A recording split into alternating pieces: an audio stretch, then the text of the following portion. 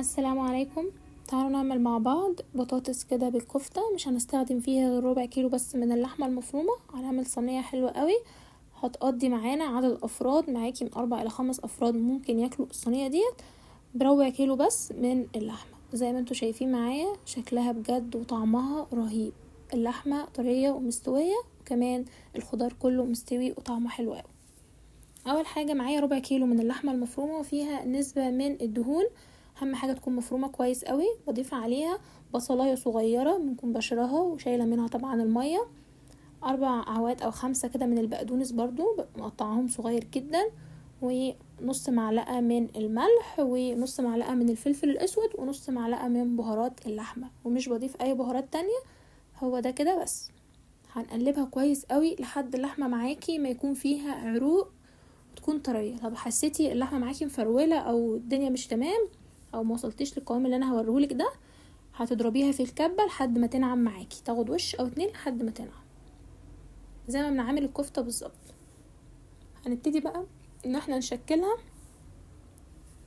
على شكل كرة كده وبعدين تبططيها ويكون الشكل ده كده. هتتشكل معاكي بكل سهوله.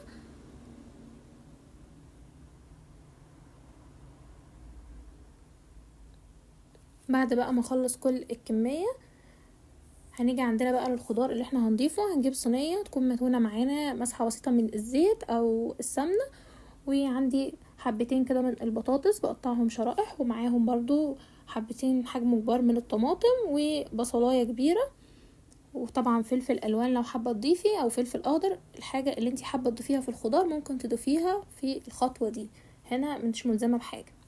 هنبتدي نعمل طبقات بقى من البطاطس واللحمة والطماطم والفلفل والبصل بنفس الطريقة لحد ما نرص كل الصينية بتاعتنا بنفس الشكل ده.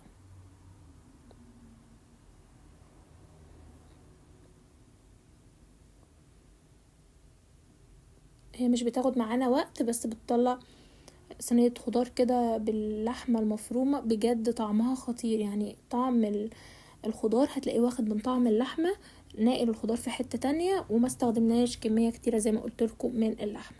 خلصت بقى كل الصينية بتاعتي ورصيتها بالشكل ده. هنعمل بقى التشريبة اللي احنا هنسوي بيها الخضار بتاعنا. اول حاجة معايا 4 معالق كبار من صلصة الطماطم او معجون الطماطم.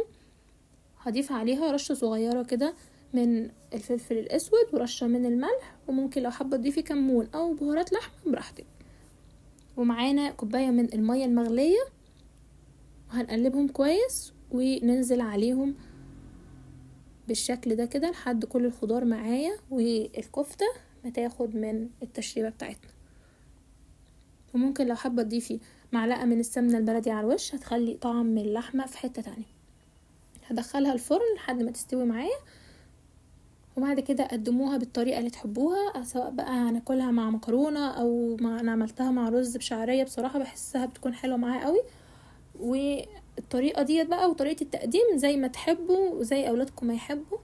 بجد شايفين البطاطس مستوية معايا وكمان اللحمة طعمها خطير، والخضار واخد من طعم الكفتة في حتة تانية. بجد جربوها وان شاء الله تعجبكم، واسيبكم في رعاية الله وحفظه.